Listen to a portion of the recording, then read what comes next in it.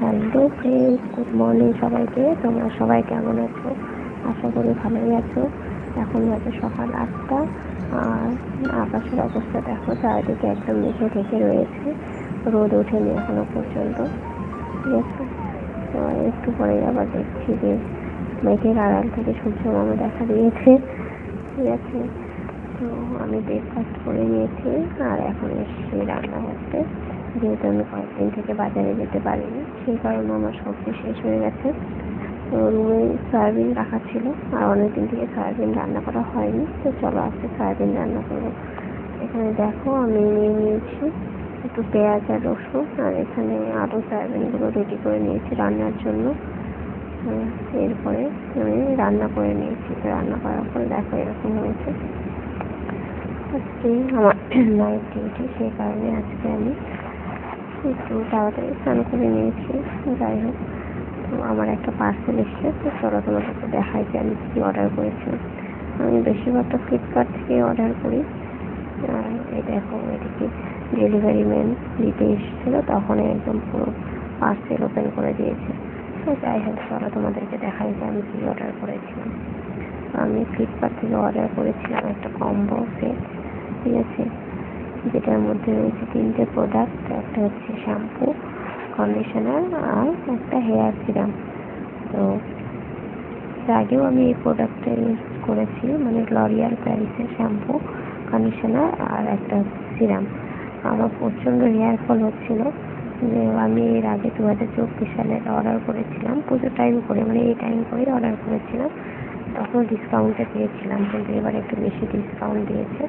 যাই হোক, আমি অনেকদিন থেকে ওয়েট করছিলাম যে কবে ডিসকাউন্ট দেবে আর আমি মানে অর্ডার করবো। তো এবার আরও কমে পেয়েছি। যাই হোক, তো এখানে দেখতেই পাচ্ছ তোমরা, প্রথমে রয়েছে শ্যাম্পুটা রয়েছে 650 ml, যেটার অরিজিনাল প্রাইস হচ্ছে 1109 টাকা। আর তোমার কন্ডিশনার যেটা রয়েছে সেটা রয়েছে 180 ml, যেটার অরিজিনাল প্রাইস রয়েছে 269 টাকা। ঠিক আছে, আর যেটা সিরাম রয়েছে, হেয়ার সিরাম, সেটা রয়েছে 40 ml মতো, আর সেটার অরিজিনাল প্রাইস রয়েছে 229 টাকা। কিন্তু আমি 3টে প্রোডাক্ট একসঙ্গে ডিসকাউন্টে পেয়েছি, যেহেতু ক্যাশ অন ডেলিভারি করেছি, সেই কারণে আমার টোটাল অ্যামাউন্ট হয়েছে 467 টাকা। হ্যাঁ, 467 টাকা। তো আমার তো এই প্রোডাক্টটা খুব ভালো শ্যুট করেছে। যাই হোক, কোনো প্রবলেম হয় না, হেয়ার ফলটাও কমে গিয়েছে। তোমরাও অর্ডার করতে পারো এটা ফ্লিপকার্ট থেকে। ঠিক আছে, তো এরপর দেখো সন্ধে হয়ে গেছে, আর আমি এখানে সব ড্রেসগুলো, বেডশিটগুলো যেহেতু চেঞ্জ করেছিলাম, সেই কারণে ধুয়ে দিয়েছি, আর এখন সব গুছিয়ে রাখছি। আগে যখন মা দিদাদের দেখতাম যে ঘরের সব কাজ করে রাখছে, তখন দেখে ভাবতাম যে কত সহজ, কিন্তু এখন নিজে যখন করছি তখন ভাবছি যে মানে এই ছোট ছোট কাজগুলো করতেও মানে সারাদিন লেগে যায়। সকাল থেকে একদম সব কাজ করা, উঠে রুম পরিষ্কার করা থেকে শুরু করে রান্না, খাওয়া, ঘর গুছিয়ে রাখা, সব কিছু করতে প্রায় মানে সারাদিনই লেগে যায়। দেখে মনে হয় হয়তো ছোটো ছোটো কাজ, কিন্তু তবুও সারাদিন প্রায় শেষ হয়ে যায় এইসব কাজ করতে করতে। আবার ডিউটিটা আছে। তো যাই হোক, এরপর আমার ছিল যেহেতু নাইট ডিউটি, সেই কারণে আমি এখানে যেতে হচ্ছিলাম নাইট ডিউটির জন্য। তো নাইট ডিউটি, তোমাদের যারা ডিউটি করো, কার বা নাইট ডিউটি করতে ভালো লাগে আমাকে জানাবে। আমার তো একদমই নাইট ডিউটি করতে ভালো লাগে না। যাই হোক, তো যেহেতু আজকে আমার ফার্স্ট নাইট ডিউটি, সেই কারণে সেরকম কোনো প্রবলেম হবে না।